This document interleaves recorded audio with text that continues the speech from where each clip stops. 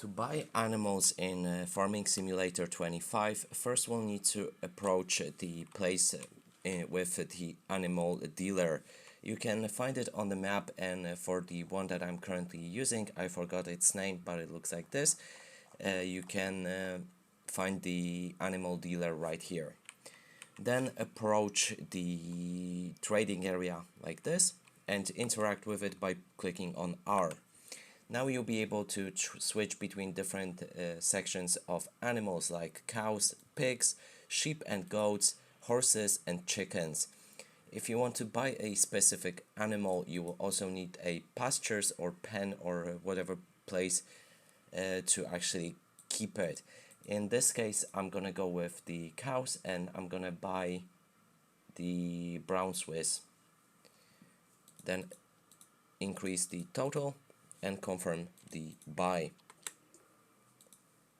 And here we have it. I just bought that many animals.